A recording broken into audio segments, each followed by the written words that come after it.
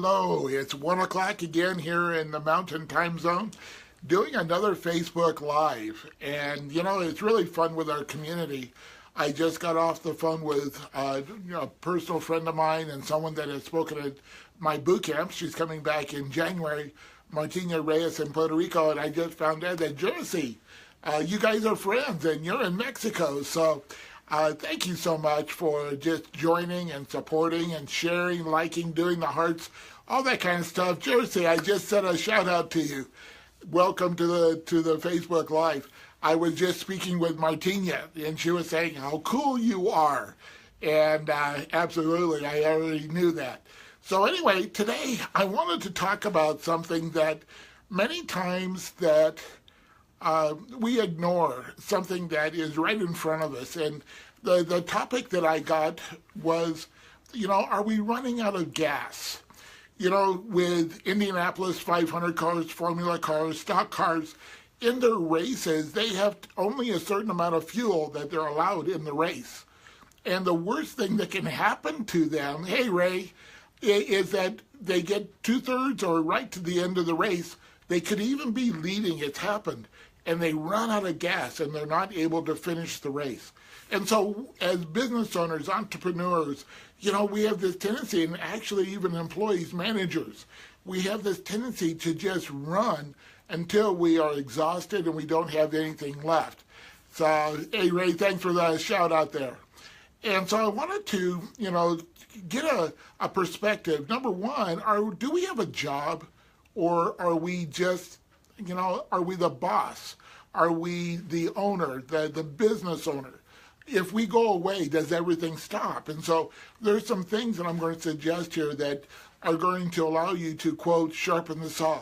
And I'm going to share an example. I'm going to tell a story on myself about how this really affected me in my businesses a few years ago. So, the negative belief that most of us have is when we take time off, we do some things that for rejuvenation for ourselves, is that things are going to go bad. They're just going to, everything's going to fall apart.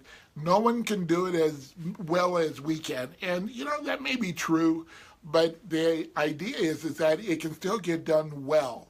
And if we don't multiply ourselves and have those systems around us for us to be able to serve our community in the way that we want to, when we're not able to.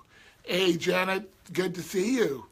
Martina is welcome. I was just telling Jersey that you and I were just on the phone together. But, the thing that I learned this from was there was 7 years that I would get to December and I would forget to take a vacation. I'd always say next month, next month, next month. And when I started doing and looking back at the year, I went, oh golly, I didn't get one in. I'll do it next year. And 7 complete years that happened. As the course of the 8th year happened, I was invited to be a co-director of a youth camporee here in Denver, where we brought in 12,000 kids from around the world. And it was a 9-day event. It was really great. But one of the benefits, I was not paid for it, but they gave me a vacation, a 9-day vacation, wherever I wanted to go. And I made a mistake. I told my family about it. And after it was all over, I was away from my business for 9 days. And I was a little bit panicky. I was concerned that, things may have fallen apart. My income had gone down. And so, I went back and I told them I was going to take this vacation. I went away, came back again after that other 9-day experience, and I was very depressed. Because what I saw was when I got back, my income had gone up 10%. And so it really showed me that, sometimes it's really beneficial for me to be away from the office and not micromanaging. And I don't really do that anyway, but when I came back, I was even more productive. And so some of the things that I wanted to give you suggestions and some action steps around today is when we want to take time off, you may or may not want to tell your community that you're doing it. Sometimes they don't like us being gone. They rely on us and it turns a little bit of panic. Hey, Eric, it really is discomforting to them to think about maybe that we're in another part of the world or that we're just not readily available to whatever their challenges are. And, oh yeah, the time off is enough gas to tune up. Mindy, hey, how are you? Boy, it's great to see all you guys here today. But so what I have done on my calendars in the past is if a client sees the calendar, I put either a conference or I'm doing a board meeting. Because here is, for those of you that are an S Corp or a C Corp, we have to do board meetings. So why not do those board meetings on a beach? And our clients will allow us to do that. And so look for ways also. Here's a real big thing that I do. Look for ways to double dip. And what do I mean by that? If you're going and being in an area that you enjoy, so when I go to California, almost always it's on the Pacific side. And so what I'm doing is I take hey Kimberly, I take a couple of extra days and be at the ocean. I love the ocean. I tell the story that we live here in the middle of the country and my wife loves the mountains. I love the ocean and I lost.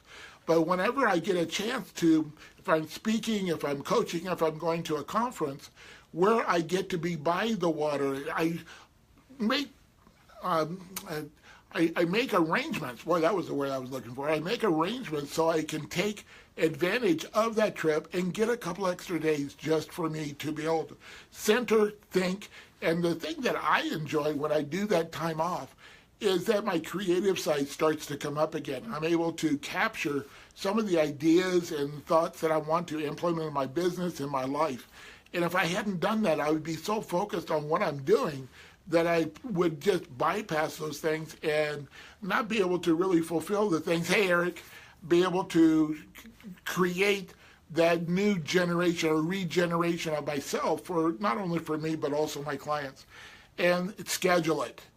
This is one of the hardest parts that I have found for myself and also the clients that I work with, is put it on your calendar. And not only put it on your calendar, figure out where you're going to stay, invest in the airplane tickets, invest in the hotels. It's something that's now an appointment and you're going towards it. And it's just something that as we do that, I know it's almost like Christmas for me, is that, oh golly, I get to go do something. And one of the ways that I have described it in the past is like, no matter what I'm going through, no matter if things are going well or going, really kind of off kilter, if I know there's a safe haven, I can get there. I can do anything what I call short timing. And in that process, I know there's a place that I can get to that I'm going to be able to rejuvenate again. And I really have enjoyed the inscription that I write in the book, How a Beaver Saved My Life. It's the book about what I dealt with the diagnosis of MS. But in my inscription, I say, life is an adventure, enjoy the ride. By taking the time off, that allows us to be present. And a present is only good if you open it up, right? And so by doing this, we're really benefiting ourselves. We're going to go faster. We're going to get more traction. And I just want to encourage each and every one of you, as we're a little past halfway through the year. We may be running out of a little bit of gas. We may not be exactly where we want to be. But look for those places in your calendar that you can set aside just for you to enjoy where you've come and what you've done, and come back and be more efficient and effective to your clients and to yourself by doing it. So anyway, guys, we'll see you again on Friday at 1 o'clock. I so enjoy having you guys all here, and thank you for your comments. What type of calendars do you recommend? I use Franklin, and I also use Outlook on my phone. Franklin Planner is one of the best that I have found for myself. And so it's something that, tools and tips. I tell you what, this one may have a lot more questions for you guys.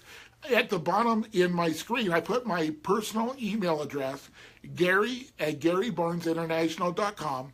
Send me your questions, and I'd be happy to respond individually to you, because sometimes I don't see all of the questions as they come up. So, guys, this is becoming more and more fun for me, and I hope it's beneficial for you. We'll see you on Friday at 1 o'clock Mountain Time. Have a great day.